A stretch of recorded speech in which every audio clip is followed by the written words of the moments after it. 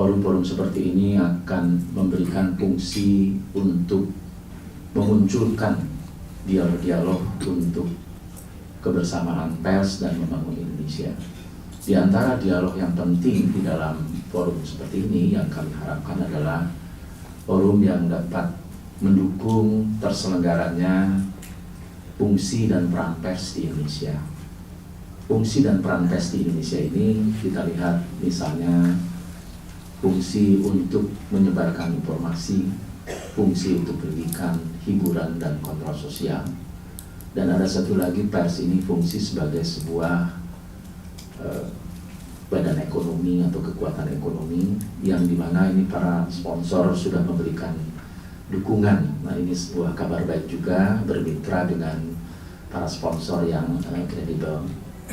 Dengan demikian, forum seperti ini hendaknya tidak hanya pada pengukuhan dan diskusi saja, Pak Wilson, tapi nanti berusaha untuk memberikan nilai tambah kepada pimpinan redaksi, para tokoh-tokoh senior, wartawan, dan lainnya di berbagai media di seluruh Indonesia. Dan tentu saja Indonesia adalah negara yang sangat besar dengan kekuatan media dan pers juga besar, tetapi kalau tidak didukung oleh para senior teman-teman ini, maka kita akan mengalami berbagai hambatan dan kesulitan. Oleh karena itu, forum seperti ini tentu diharapkan menjadi sebuah forum yang sangat memberikan inspirasi bagi kita semua dan juga menggelorakan peningkatan kualitas pers dan kualitas insan pers mulai hari ini dan seterusnya. Kami juga dari Dewan Pers berharap bahwa forum seperti ini ikut meningkatkan apa yang disebut dengan kualitas lembaga pers atau media.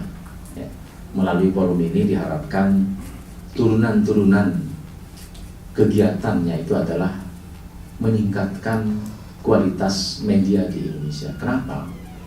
Karena media di Indonesia, apalagi sekarang tahun politik ya, itu memiliki peran yang penting sekali di dalam diseminasi informasi, di dalam dialog-dialog demokrasi, yang dimana ini pimpinan-pimpinan media ini bisa memberikan apa yang disebut dengan semangat ya di dalam membangun pers di Indonesia.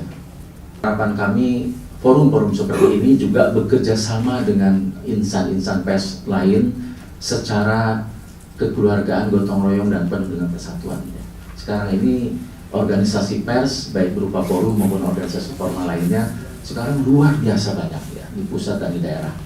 Tapi kami Dewan Pers berharap ada keharmonisan, ada dialog-dialog yang sehat ya, bukan karena bersaing mencari hal-hal yang bukan tujuan pers, tapi bersaing, istilah kalau dalam kami ini, karena saya dosen Universitas Muhammadiyah, Pak Bagir Manan sekarang ini full time, fastabikul khairat, jadi berlomba-lomba dalam berbuat kebaikan untuk pers Indonesia, untuk Indonesia. Sebelumnya atas nama keluarga besar Forum Pimpinan Redaksi Multimedia Indonesia atau FPRMI, kami sampaikan terima kasih dan apresiasi atas kehadiran Bapak Ibu, tamu undangan dan narasumber di forum yang mencerahkan ini. Kami juga mengucapkan terima kasih bagi seluruh pimpinan redaksi multimedia yang selalu bersama kami berjuang untuk membentuk forum ini. Forum ini mengambil peran membangun bangsa. Bapak Ibu yang kami muliakan, perlu kami sampaikan, Forum Pimpinan Redaksi Multimedia Indonesia atau FPMRI merupakan suatu forum tempat berkumpulnya para pimpinan redaksi. Selain diskusi, izinkan kami segenap pengurus Forum Pimpinan Redaksi Multimedia Indonesia menggelar pembukaan organisasi. Diharapkan dengan kehadiran para tamu undangan yang datang dan berbagai kalangan, kami bisa semakin semangat berkontribusi, memberikan ide dan gagasan semakin kuat, menjalankan roda organisasi, berkontribusi dan menyalurkan informasi kepada publik.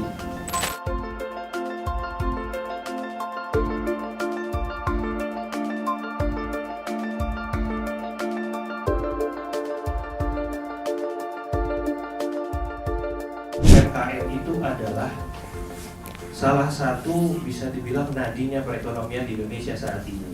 Ya, impact pandemi luar biasa. Impact pandemi itu luar biasa yang dirasakan sama perekonomian Indonesia. Tapi alhamdulillah UMKM masih bisa stay, masih bisa grow up sampai dengan saat ini. After pandemi juga cukup baik. Ya.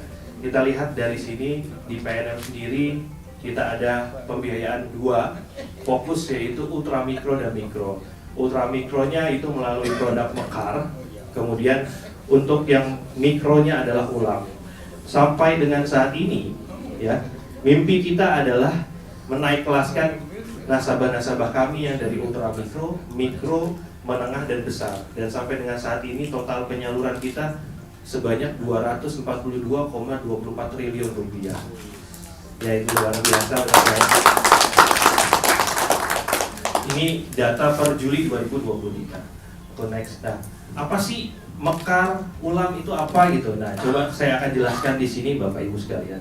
Jadi kalau melihat dari tema hari ini adalah penguatan UMKM dan ultramikro. Nah, Mekar di sini adalah membina ekonomi keluarga sejahtera. Kalau bisa saya sampaikan, Mekar ini adalah sebuah blueprint yang dirancang oleh PNM untuk menjembatani nasabah-nasabah kami yang sebelumnya prasejahtera menjadi sejahtera. Itu sebenarnya tujuan kami untuk membuat Mekar sendiri. Nah, jadi berarti apakah harus prasejahtera menjadi nasabah Mekar? Jelas. Karena di sini kita sudah membuat karakteristik, yaitu layanan pemberdayaan berbasis kelompok bagi ibu-ibu prasejahtera. Jadi 100% di Mekar ini adalah semuanya adalah ibu-ibu. Seperti itu. Kemudian apa aja karakteristiknya? Yang pertama adalah pembiayaan untuk usaha. Kelompok berbasiskan kelompok. Kemudian ada pertemuan kelompok yang dilakukan secara mingguan. Dan tidak ada jaminan. Nasabah kami totalnya sampai dengan Juli 2023 itu totalnya ada 14,7 juta nasabah PNM dan 100% semuanya perempuan gitu. Semuanya perempuan, jadi setiap minggunya tim kami ketemunya sama perempuan semua nih Mbak. Gitu. Terus ya itu dia yang tadi saya bilang bahwa ini prasejahtera, ini ultramikro, mereka awalnya tidak memiliki izin usaha. Terus melakukan bisnis secara offline atau tatap muka langsung dengan metode pembayaran tunai. Nah, ini sebenarnya tantangan buat kami untuk men-scale up lagi usaha-usahanya nasabah ke depannya. Nah, ini sebarannya kami saat ini punya 3.848. Kalau data tadi pagi saya tarik itu ada 3.849 unit Mekar yang ada di seluruh Indonesia dengan kelompok total pendampingnya. Artinya pendamping kami itu 64.398. Dan yang jadi uniknya lagi saat ini, pendamping kami 95% perempuan juga. Gitu ya. Itulah yang menjadi uniqueness-nya PNM. Jumlah kelompoknya ada 797.492. Jadi 797.492 ini setiap minggu itu melakukan pertemuan. Di hari Senin, di hari Selasa, Rabu, dan Kamis. Itu melakukan pertemuan semua. Gitu. Kemudian nasabahnya ada 14,7, ya total penyaluran itu 38,76 triliun itu sampai dengan bulan ini, artinya dari awal tahun sampai itu 38,76 dan outstanding kita saat ini di angka 39,23 triliun. Ekosistem yang sangat-sangat produktif jika kita kelola dengan benar dan kita tepat. Nah, PNM sendiri sudah mengelola ataupun mendampingi nasabah-nasabah kami itu dari 2016. 2016 nasabah kami baru 600.000, sekarang sudah menjadi nasabah kami di angka 14,7 nasabah. Nah, bagaimana caranya tadi untuk mengelola nasabah yang NPL seperti itu? Oke, jadi gini, kita punya yang namanya proses end-to-end proses.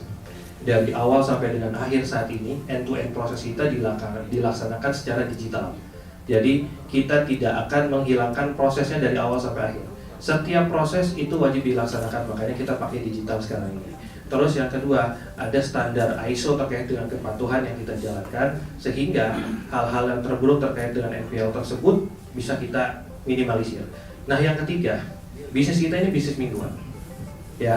Aktivitas kita ini aktivitas mingguan. Jadi sebenarnya teman-teman di lapangan itu sudah mengetahui permasalahan-permasalahan itu secara detail dan terperinci dan bisa dimitigasi secara mingguan.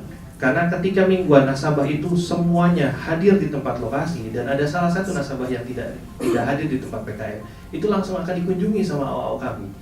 Even itu karena dia sakit pun kita akan dikunjungi sama AO kami. Jadi biar kita tahu apa sih penyebab masalahnya di sana. Jadi kita bisa sudah mitigasi dari awal. Nah, yang kedua adalah ada metode kekuatan kelompok tadi yang aku sampaikan. Kekuatan kelompok itu yang menjadi kekuatan bisnisnya di PNM, di mana nasabah-nasabah itu kalau misalnya ada yang tidak bayar itu akan diproses lalu renteng sama nasabah yang lainnya. Dan alhamdulillah hal ini terbukti. NPL kita saat ini masih terjaga di angka 0,51%. Itu jadi seperti itu. Nah, banyak karyawan-karyawan bank yang ada di Jalan Sudirman itu kena PHK semua gara-gara banknya pada bangkrut dan sebagainya. Tapi namanya orang Indonesia ya Pak ya, karena semangatnya masih 17 Agustus, semangatnya semangat orang pejuang, nggak mau saya mati gara-gara saya nggak bisa makan. Muncullah yang namanya UMKM atau sisanya sekarang UMKM adalah pedagang-pedagang dadakan di pinggir jalan. Yang biasanya itu pakai lipstik, pakai kayak gini gitu kan, jual di perbankan, di kantor, sekarang jualan makin ramai ternyata kan jualannya. Kan yang jual klimis-klimis, cantik-cantik kayak gitu, jualan di pinggir jalan. Nah itulah mulai di sana ternyata muncul yang biasanya pedagang UMKM aslinya nggak mau kalah. Loh, lah kok tiba-tiba ada pedagang dadakan nih, kayak kita kalau jualan di bulan Ramadan kan banyak pedagang dadakan nih.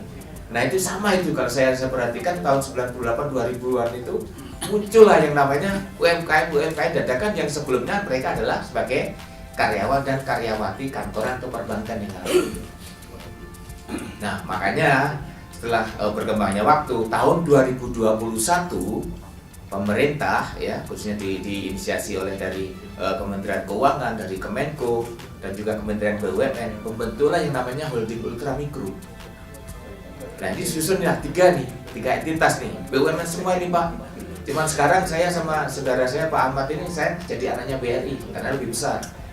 Tapi semuanya sama, holding ultramikro itu adalah peningkatan UMKM jadi naik kelas. Nah kalau tadi sempat disampaikan naik kelasnya seperti apa? Kalau dari teman-teman yang dari PNM nasabahnya banyak itu karena kemauannya yang keras. Ya, karena makanya di Indonesia itu tadi saya kesimpulannya apa? Kenapa kok banyaknya pengusaha yang di UMKM di PNM tadi itu ibu-ibu? Ya karena Menteri Keuangannya seorang wanita, Pak.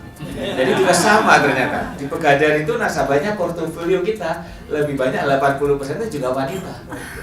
Makanya di Indonesia cocok nih, Menteri Keuangannya seorang wanita. Nah, dari situ muncullah kita yang namanya ultramikro. Makanya bisa disebut saat ini soko guru perekonomian Indonesia adalah UMKM. Kita sebenarnya untuk akses permodalan untuk UMKM kita ada istilahnya itu ada mandat. Ya, BUMN ini sebenarnya ada mandat dari kementerian itu yang terkait kalau dulu namanya program yang namanya mitra binaan. Jadi kalau yang sekarang itu, jadi itu adalah program dari sekian persen dari penyisian dari laba usaha. Laba usaha itu memang kita untuk saat ini kita diplot di beberapa BUMN yang nanti akan memberikan penyaluran untuk kredit yang namanya kredit mitra binaan tadi. Itu ada Pak nanti untuk aksesnya nanti bisa kita nyari di informasi digital itu nanti program kemitraan ya namanya. Program kemitraan BUMN nanti itu akses permodalan ada. Selain ada yang produk kita tadi KUR dan sebagainya itu ada juga. Oke, itu pertanyaan pertama. Kemudian yang sebenarnya untuk naik kelas itu target waktunya kapan sih? Saya jadi ingat itu LCLB aja deh Pak sebenarnya. Lebih cepat lebih baik. Jadi kita melihat kalau kita nanti adalah lihat itu potensinya, kemudian size bisnisnya itu dan peluangnya semakin besar, itu adalah biasanya yang akan kita fokus kita untuk namanya pembinaannya di sana, biar program naik kelasnya itu semakin cepat. Selain itu nanti kita juga ada bikin yang namanya program semacam kayak bapak angkat lah gitu kan, atau orang tua angkat. Jadi mereka akan berbagi pengalaman bagi yang belum bisa naik kelas itu kita share pengalaman apa sih yang harusnya dilakukan. Karena yang kalau dilakukan kita nunggu ya, misalkan nunggu dari instansi atau nanti dari perusahaan, institusi yang lainnya untuk nunggu semacam binaan dan sebagainya, kita bikin workshop dan sebagainya, itu kelamaan. Tapi kalau dengan yang namanya, contoh kita agen ya Pak ya.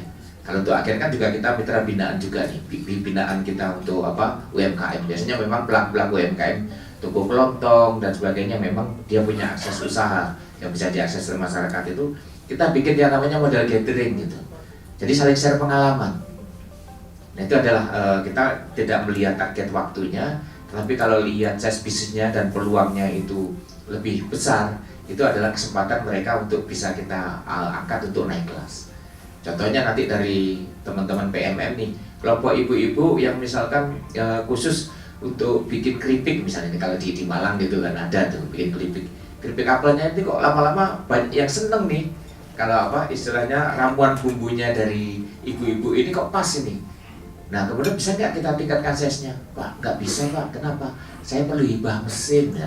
Kita ada yang di BUMN itu kita juga bisa memberikan hibah mesin yang seperti itu. Nah ini kan mereka pasti akan naik kelas. Nah untuk naik kelas ini mereka kita bikin yang namanya share kepada mereka, share pengalaman dan sebagainya. Itu tujuannya seperti itu Pak, modelnya yang kita bina. Dan memang ininya perlunya forumnya seperti ini, amplify-nya kita lebih ditularkan lebih banyak.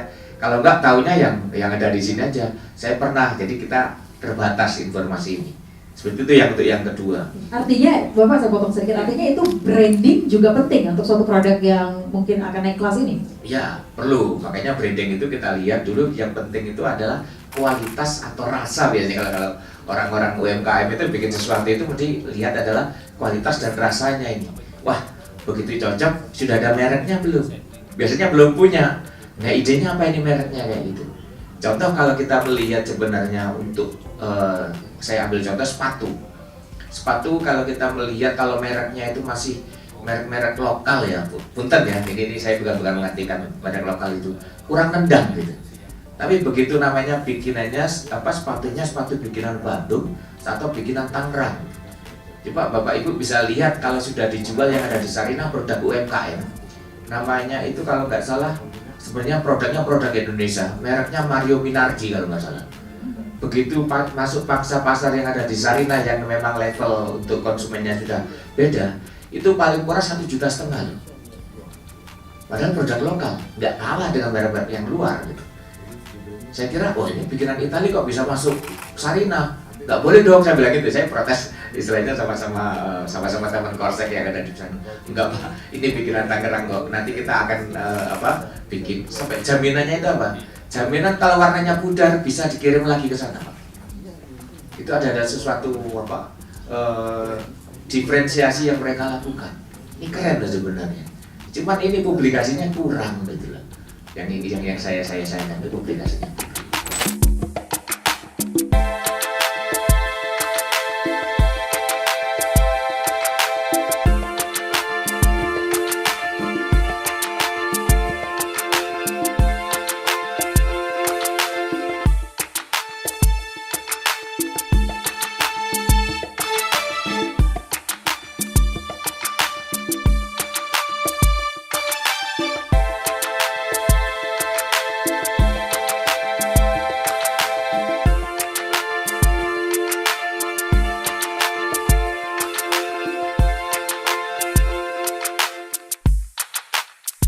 Ini kan sangat ditekankan pada kita sebagai pers adalah fungsi kontrol, fungsi mengawasi.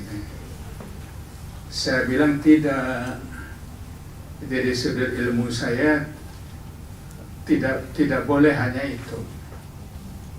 Tetap sangat penting pers melakukan fungsi kontrol. Tapi dalam rangka kegiatan sangat besar ini, saya katakan pers masih dituntut untuk mendistribusikan atau untuk menyampaikan gagasan-gagasan. Gagasan apa? Kira-kira apa sih masa depan kita ini? Termasuk yang sekarang saya ditambah pengetahuannya adalah mengenai peran yang dapat dilakukan upaya mengembangkan UMKM itu gitu ya.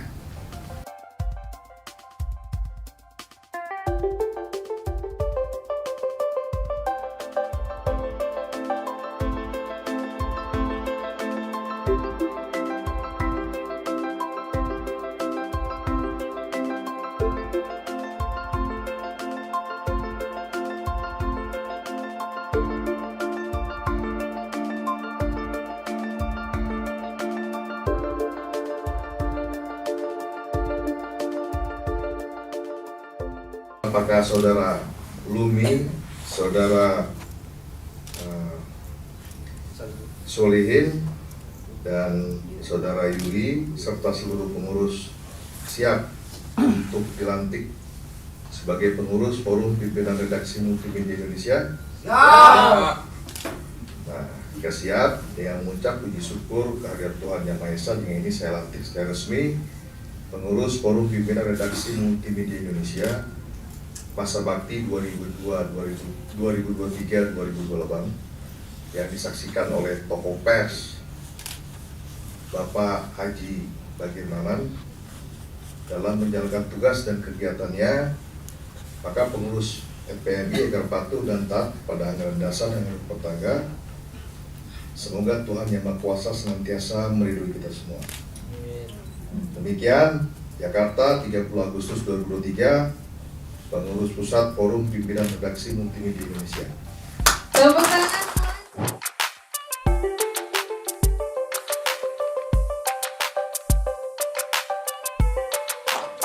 Baik, dan inilah dia pengurus inti periode 2023 hingga 2028 Forum Pimpinan Redaksi Multimedia Indonesia. Suatu hari yang sangat sangat luar biasa.